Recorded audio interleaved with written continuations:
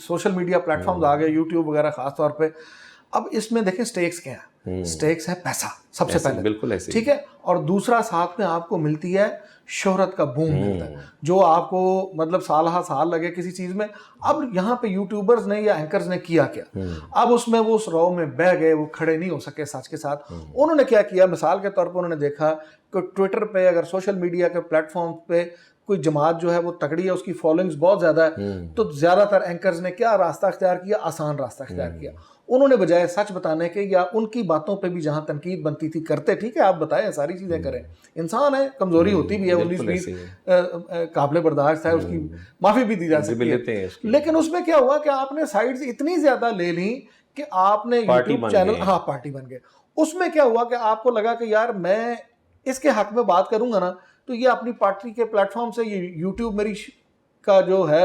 Content share ہوگا اور اس کی تعداد ہو جائے گی ملینز میں. ملینز کا مطلب ہے آپ کو بھی ملینز آ رہے ہیں, تو وہ سٹیکس اتنی ہائی ہوگی. دیکھیں میں نے اپنی آنکھوں کے سامنے دیکھا اور بڑی تکلیف دہ, شاید چند دن پہلے ایک ٹویٹ میں بھی اور میں نے فیس بک پہ بھی لکھا بھی تھا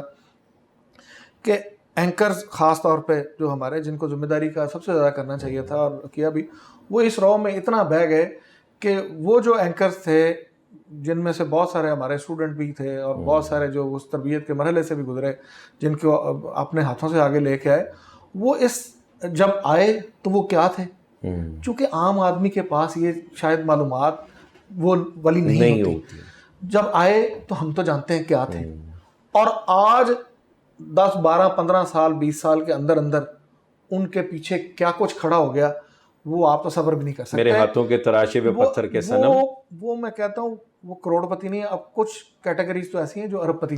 میں چلی ہے. ایک کروڑ پتی بھی ٹرم بڑی ہوتی تھی موٹی, لیکن نہیں اب مطلب جو ہے وہ, ہاں جو قلم کار ہے, جو لکھنے والا ہے, یہ جو آپ لکھنے والوں کی جگہ آپ کہہ رہے ہیں لکھنے والی تو اپنی سائٹ پہ رہ گئی, جو آپ ٹی وی پہ آ کے بات کرنے والے ہیں اپنے. لیکن وہ ہوا کیا کہ وہ جیسے وہاں پہ کچھ لوگ جو تھے وہ کہتے ہیں قلم بیچتے تھے, تو آج اپنی زبان بیچتے ہیں, وہ زبان پہ الفاظ بیچتے ہیں, وہ باتیں بیچتے ہیں, وہ ایک ایسی چیزیں, ایک ایسی آپ کو سٹوری سناتے ہیں کہ جو ایگزسٹ تو کہیں نہیں کرتی, لیکن اس کے نتیجے میں آپ کو فالوئنگ ملتی ہے, آپ کی ریٹنگ بڑھتی ہے, اور اس کے نتیجے میں ظاہر ہے وہ یوٹیوب کا ایک پورا مانیٹائزیشن کا ایک میکانزم ہے. آپ کو پیسے میں, آپ حیران ہوں گے کہ جو جن کے ملینز میں فالوورز ہیں, جو بڑے بڑے جو اس وقت ہیں میڈیا کے پلیٹ فارم سے آ رہے ہیں, آپ حیران ہوں گے. تو اب تو ان کی یوٹیوب کی انکم جو ہے وہ 1-1 کروڑ سے اوپر جا رہی ہے منتھلی. وہ چینلز پہ کیسے واپس جائیں, وہ اب پھر اور بھی ہے کہ دیکھیں, ایک طرف آپ حکومت پہ تنقید بھی کرتے ہیں, ایک طرف آپ حکومتوں پہ آپ یہ کہتے ہیں کہ جی یہ بڑا درس دیتے ہیں آپ کے, اس طرح سے ہونا چاہیے, لیکن اگر آپ ان کا پرائیویٹ لائف میں ان کا اپنا کرو فر دیکھیں تو آپ حیران ہو جائیں گے. مطلب عام ایک انسان کے لیے ہم جب کہتے تھے کہ یہ لینڈ کروزرز میں گھومنا, ہم کہتے تھے یہ جاگیرداروں, بڑے بڑے سیاستدانوں یا اشرافیہ کا یہ کام تھا. آج ہمارے اینکرز دیکھیں V8 میں بہت سارے ہیں جن کے آگے پیچھے جناب جسے کہتے ہیں وہ ڈالے چلتے ہیں جی پورے گھر میں. کیا ہو گیا ایسا کہ آپ کو کیا ایسی ضرورت پڑ گئی؟ آفس کے اندر آتے ہیں تب بھی ایسی صورت حال ہوتی ہے, آفس کے باہر ہوتے ہیں تب بھی. آپ بھی دوسروں کو بتاتے ہیں کہ بھی پروٹوکول,